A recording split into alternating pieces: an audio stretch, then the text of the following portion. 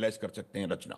अच्छा, जिस तरीके से आपने बताया, इस डील को तो बड़ा खास कहा ही जा रहा है। संजीव श्रीवास्तव जी, जो मौजूदा स्थिति अभी बनी हुई है भारत की सीमा वाले इलाकों से, जो अलग अलग देशों से टसल पिछले कुछ दिन में बढ़ गई है, उस ऐसे वक्त पर ये डील आप कैसे देख रहे हैं? साथ ही साथ जब दो देशों के बीच में कुछ इस तरह की बड़ी डील्स होती हैं तो रिश्ते भी बेहतर होते हैं। देखिए रचना जी, भारत के लिए ये रणनीतिक रूप से अनिवार्य है कि भारत लगातार चाइना और पाकिस्तान जैसे एडवर्सरीज के विरुद्ध अपनी जो पोजीशन ऑफ स्ट्रेंथ है, अपने जो डिफेंस पोस्चर है, उसको सशक्त और मजबूत बनाए। और भारत का जो डिफेंस पोस्चर और पोजीशन ऑफ स्ट्रेंथ अगर मजबूत रहती है, तभी जाकर के इन राष्ट्रों को, चाइना और पाकिस्तान जैसे राष्ट्रों को बेहतर तरीके से डील किया जा सकता है। और जैसा कि मैंने कहा कि ये भारत की अनिवार्य रणनीतिक आवश्यकता है, विशेष रूप से चाइना के संदर्भ में। तो ये बात बिल्कुल स्पष्ट है कि यदि चाइना के साथ यदि हम आज कोई डिसएंगेजमेंट करने में सफल हुए हैं और चाइना को पीछे हटने पर मजबूर होना पड़ा है, तो ये भारत की जो डिफेंस पोस्चर और रोबस्ट जो डिफेंस पोस्चर है और पोजीशन ऑफ स्ट्रेंथ है, उसकी वजह से ही हो पाया है। भविष्य में आने वाली चुनौतियों को ध्यान में रखते हुए और चाइना का जो चैलेंज है, एक लॉन्ग टर्म का चैलेंज है, उसको ध्यान में रखते हुए, और पाकिस्तान जो कि एक आतंकपरस्त राष्ट्र है, वो भी लगातार परेशानियां खड़ी करेगा, अन्य जगहों से भी परेशानियां आ सकती हैं। सभी को ध्यान में रखते हुए भारत के लिए आवश्यक है कि भारत अपने डिफेंस फोर्सेस का मॉडर्नाइजेशन लगातार करता रहे, और उसमें जो फाइटर जेट्स हो या सबमरीन्स हो, सभी को अधिक से अधिक हमें एक्वायर करने की आवश्यकता है। और ये जो फ्रांस के साथ जो डील होने वाली है रफेल एम की, ये हमारे जो एयरक्राफ्ट कैरियर्स हैं उनके लिए ये इस्तेमाल होगा, ये रफेल का फाइटर जेट। और सबमरीन्स की भी नितांत आवश्यकता है। सबमरीन्स की जो हमारी फ्लीट है उसको भी और अधिक से अधिक बढ़ाने की आवश्यकता है। और मैरीटाइम डोमेन में भारत एक महाशक्ति है। और पावर प्रोजेक्शन, जैसा कि सर ने कहा, माथुर सर ने, कि हमारे जो लॉन्ग डिस्टेंसेस में जा करके पावर प्रोजेक्शन को करने की, ब्लू वाटर जो नेवी है उसकी जो कैपेबिलिटीज को डेवलप करने की दिशा में भी, और एक कैरियर स्ट्राइक ग्रुप जैसा जो एक फोर्स प्रोजेक्शन है उस तरीके के करने की दिशा में भी, ये जो रफेल एम है और सबमरीन्स हैं, वो एक बहुत ही बड़े एसेट के तौर पर कार्य करेंगी। और ये एडवर्सरीज को निसंदेह दबाव में रखेंगी। और चाहे वो इंडियन ओशन रीजन हो या पूरा इंडो पैसिफिक रीजन हो, सभी जगह भारत को एक नेट सिक्योरिटी प्रोवाइडर के तौर पर भी आज भारत से अपेक्षा की जाती है। और सबसे अच्छी बात यह है कि आज का ये जो नया भारत प्राइम मिनिस्टर मोदी के नेतृत्व का है, वो अपनी जिन जिम्मेदारियों को समझते हुए अपने आप को तैयार कर रहा है, और भारत इंडो पैसिफिक रीजन में रूल्स बेस्ड ऑर्डर को बनाए रखने में अपना बेस्ट कंट्रीब्यूशन करेगा, इसमें कोई दो राय नहीं है। भारत अपने राष्ट्र की तो रक्षा करेगा ही, साथ ही साथ पूरे क्षेत्र में भी एक बड़े पावर प्रोजेक्शन के साथ आने वाले समय में कार्य करेगा। और इन सारे जो रिस्पॉन्सिबिलिटीज हैं, जो अपनी आत्मरक्षा की और रीजनल रिस्पॉन्सिबिलिटीज है, सभी को ध्यान में रखते हुए भारत इस तरीके के एक्विजिशंस लगातार कर रहा है। और जैसा कि आपने कहा कि फ्रांस के साथ हमारे रक्षा के संबंध लगातार प्रगाढ़ और गहरे होते जा रहे हैं। रफेल फाइटर जेट्स तो हमने पहले 36 लिए ही थे, और अभी ये नए फाइटर जेट्स आएंगे, सबमरीन्स भी आएंगी। और जाहिर है कि इससे हमारी जो फ्रांस की और भारत की जो रणनीतिक साझेदारी है, जिसमें कि डिफेंस एक बहुत ही स्ट्रांग उसका एलिमेंट है, वो और अधिक सशक्त और मजबूत होगी।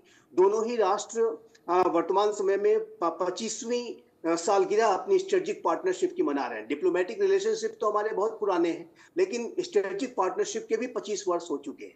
और भारत और फ्रांस के जो संबंध है, जाहिर है कि ये दो लोकतांत्रिक राष्ट्रों के संबंध है। Shared democratic values, shared interest, shared opportunity, shared challenges के आधार पर संबंध आगे बढ़ रहे हैं। इंडो पैसिफिक रीजन में भी फ्रांस की बहुत ही गहरी अभिरुचि है। इंडो पैसिफिक रीजन में पूरे विश्व की अभिरुचि है, और ये जो रीजन है पूरे विश्व का 21वीं सदी का मोस्ट हैपनिंग और मोस्ट डायनामिक रीजन होने जा रहा है। तो ऐसे में भारत इस पूरे रीजन का सबसे महत्वपूर्ण लोकतांत्रिक राष्ट्र है। तो भारत और फ्रांस की जो साझेदारी है वो फ्रांस के लिए भी फायदेमंद होगी। फ्रांस के जो इंडो पैसिफिक रीजन में जो इंटरेस्ट हैं वो भी जाहिर है कि उससे सर्व होंगे। और भारत और फ्रांस की जो रणनीतिक साझेदारी से जो अनेक ऐसे राष्ट्र जो पूरे इंडो पैसिफिक रीजन को अपने दबाव में लेना चाहते हैं, चाइना जिस पर दबदबा स्थापित करना चाहता है, उसको लगाम लगाने में भी मदद मिलेगी। और जहां तक बायलैटरल रिलेशंस का प्रश्न है, भारत और फ्रांस के संबंध द्विपक्षीय स्तर पर लगातार बढ़ रहे हैं, चाहे व्यापारिक संबंध हो, अन्य की सेक्टर्स का कोलैबोरेशन हो। वातावरण परिवर्तन के संकट पे तो भारत और फ्रांस का जो पूरी लीडरशिप रही है, इंटरनेशनल सोलर अलायंस की जो लीडरशिप रही है, उसने तो पूरे विश्व में एक मिसाल कायम कर दी है। और डोनाल्ड ट्रंप अभी फिर से आ रहे हैं। पिछले डोनाल्ड ट्रंप के कार्यकाल के दौरान वो पेरिस क्लाइमेट डील से बाहर आ गए थे, और जब वो अमेरिका पेरिस क्लाइमेट डील से बाहर आया था, तो भारत और फ्रांस के जो हमारे नेता हैं, प्राइम मिनिस्टर मोदी और प्रेसिडेंट इमैनुअल मैक्रोन, उन्होंने पूरे विश्व में एक नेतृत्व प्रदान किया था और पेरिस क्लाइमेट डील को तो बचाया ही था, साथ ही साथ जो इंटरनेशनल सोलर अलायंस जैसा एक बड़ा इनिशिएटिव लेके आए थे। तो मेरा ऐसा मानना है कि प्राइम मिनिस्टर मोदी और प्रेसिडेंट मैक्रोन के बीच में एक गहरी समझदारी है, गहरी पार्टनरशिप, गहरी दोस्ती दिखाई देती है। और ये जो संबंध है भारत और फ्रांस के, उनका जो भविष्य है वो मैं बेहद उज्जवल देखता हूँ।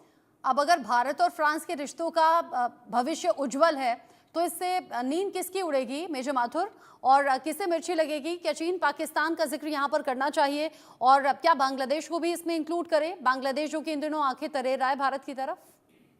बिल्कुल रचना, आपने बिल्कुल सही कहा। देखिए, सबसे ज्यादा परेशानी भारत के किसी भी मूव से पाकिस्तान को होती है, लेकिन मेरा ये मानना है रचना, मैं आपको फिर बता रहा हूं कि यहाँ पर पाकिस्तान जो है वो हमारे लिए कोई बहुत बड़ी थ्रेट अब रह नहीं गया है। पाकिस्तान अपने ही मसलों से बहुत गहराई से जूझ रहा है, उनको उनसे बाहर निकलने का कोई रास्ता नजर नहीं आ रहा है। लेकिन हाँ, उनको परेशानी जरूर होगी, और परेशानी इसलिए और होगी कि अगर वो जो 2 डिफेंस डील्स हैं वो सील हो जाती हैं, तो उनको बहुत ज्यादा दिक्कत होने वाली है। देखिए, आज यूरोप में फ्रांस एक बहुत बड़ी आवाज है, और भारतवर्ष जो है वो पूरे विश्व में एक सामंजस्य स्थापित करके, मुझे लगता है कहीं ना कहीं अपनी अपनी अपनी जो प्रोजेक्शन है वो कर रहा है। तो आज भारत का कोई भी मूव पूरी दुनिया के, मुझे लगता है पूरे दुनिया के सियासतदानों को अफेक्ट करता है। और इस प्रकार का जो बाइलेटरल हमारी फ्रांस के साथ रिलेशनशिप है, या किसी और भी देश के साथ रिलेशनशिप है, वो एक बहुत बड़ा चिंता का सबब बन सकती है। पाकिस्तान, बांग्लादेश भी अभी आप मान लें कि पाकिस्तान के पूरी तरह से इन्फ्लुएंस में है, आईएसआई के कब्जे में है। तो बांग्लादेश, पाकिस्तान और कहीं ना कहीं चीन को भी इससे परेशानी हो सकती है, क्योंकि देखिए जो नया वर्ल्ड ऑर्डर उभर करके सामने आ रहा है, जिसमें कि रशिया, चाइना, ईरान, कोरिया और कुछ और देश उनके आपस में जो जो हैं, वो एक नया वर्ल्ड ऑर्डर तैयार हो रहा है। इस तरफ से नाटो है, और उसमें भारत की भूमिका एक बहुत महत्वपूर्ण भूमिका बन जाती है। रचना, मैं एक और चीज कोट करूंगा। एटी महान नाम के एक बहुत बड़े नेवल थिंकर थे और बहुत बड़े स्ट्रेटेजिक थिंकर थे। उन्होंने कहा था, एडमिरल थे नेवी के, उन्होंने कहा था कि Indian Ocean holds the key to 7 seas and anyone who controls Indian Ocean will control the world. और ये आज बिल्कुल सही सिद्ध हो रहा है। इसलिए हमें आवश्यक है कि हम, हमारे को एक तो जियो स्ट्रेटेजिक जो हमारी लोकेशन है, वो एक इसके इंडियन ओशन के ऊपर पूरा, एक सेकंड और रचना, उसको पूरा कंट्रोल हमारा बनाती है। और उसके अलावा हमें आवश्यकता है कि हम अपने आप को नेवल फोर्स के तौर पे बहुत सुदृढ़ रूप से स्थापित करें। तो ये हम करने जा रहे हैं। निश्चित रूप से इसकी परेशानी पाकिस्तान, बांग्लादेश और चीन को बहुत ज्यादा दिक्कत देने वाली है। और दिक्कत होनी भी चाहिए। अनुज माथुर सर, संजीव श्रीवास्तव जी, आप दोनों का बहुत शुक्रिया इंडिया न्यूज के साथ जुड़ने के लिए। इसी के साथ वक्त छोटे से ब्रेक का यहाँ पर हो गया है। ब्रेक के उस पार भी खबरें जारी हैं, कहीं मत जाइएगा।